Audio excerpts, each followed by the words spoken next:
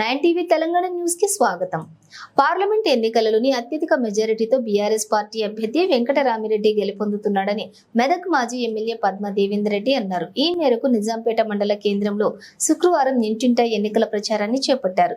ఈ సందర్భంగా ఆమె మాట్లాడుతూ కాంగ్రెస్ పార్టీ అసత్యపు ప్రచారాలతోటి అబద్ధపు హామీలతోటి అధికారంలోకి వచ్చిందన్నారు. 6 గ్యారెంటీల పేరుతో కాంగ్రెస్ పార్టీ తెలంగాణ ప్రజలను అయోమయానికి గురి చేస్తుందన్నారు. కేంద్రంలో ఇటు రాష్ట్రంలో బీజేపీ ప్రభుత్వాన్ని ప్రజలు నమ్మే పరిస్థితులు లేరన్నారు.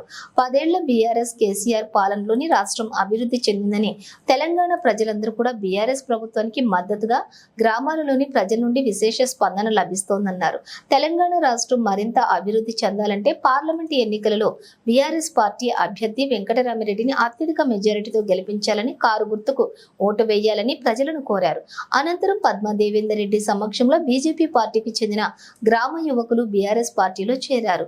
ఈ కార్యక్రమంలో మండల పార్టీ అధ్యక్షులు సుధాకర్ రెడ్డి, గ్రామ అధ్యక్షులు చల్మేటి నాగరాజు, తాజా మాజీ సర్పంచ్ గేరిగంటి అనుషలక్ష్మి, నర్సింహులు సొసైటీ చైర్మన్లు భాజా చంద్ర, అలాగే బాపురెడ్డి, పప్పుల కృష్ణారెడ్డి, బిజ్జన్ సంపత్, రంజిత్లు గౌడ్, నాగరాజు, పున్న వెంకటస్వామి, మావురం రాజు, రాములు గౌడ్, స్వామి గౌడ్, అబుల్ అజీజ్, సంగుస్వామి, రెడ్డిశెట్టి రవీందర్, చంద్రయ్య, తాడెం మల్లేశం, బజార్ తిరుమల గౌడ్, నాయని మహేష్, లక్ష్మణ్, ఫాజిల్, నగేష్, ముస్తఫా, భానుచందర్ తదితరులు పాల్గొన్నారు. జరగబోయే పార్లమెంట్ ఎన్నికలలో బీఆర్ఎస్ పార్టీ అత్యంత సీట్లు గెలుచుకొని విజయ దుందుబి మోగించబోతా ఉన్నది.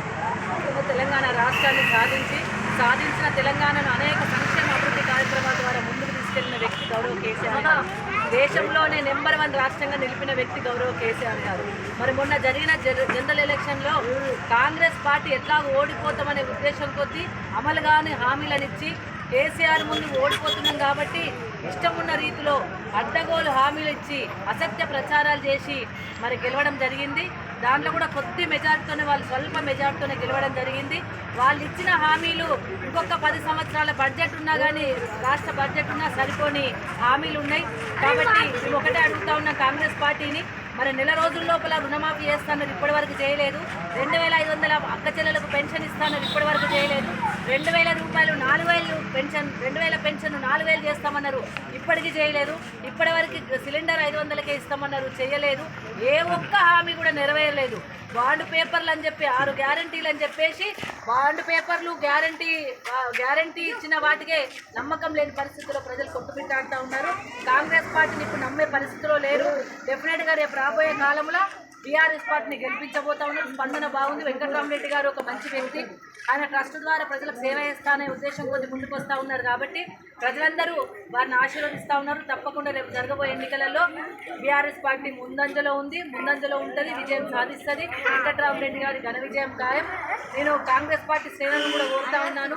ఎందుకంటే హామీలు ఇచ్చారు, నెరవేరలేదు. మీ ముఖ్యమంత్రి గారు నెరవేర్చలేదు. ముఖ్యమంత్రి గారికే క్లారిటీ లేదు. ఈ రాష్ట్రాన్ని ఎట్లా పరిపాలించాలో కూడా తెలియని వ్యక్తి ముఖ్యమంత్రిగా ఉన్నారు. కాబట్టి ఇప్పటికైనా కాంగ్రెస్ పార్టీ నాయకులారా కళ్ళు తెరిచి తెలంగాణ ప్రజలను మోసం చేసింది కాబట్టి ఆ మోసాన్ని వెనక్కి తీసుకొని మోసాన్ని చేయకుండా క్షమాపణ కోరి ప్రజల దగ్గర పోరాడడానికి రావాలని చెప్పి జై తెలంగాణ, జై కేసీఆర్.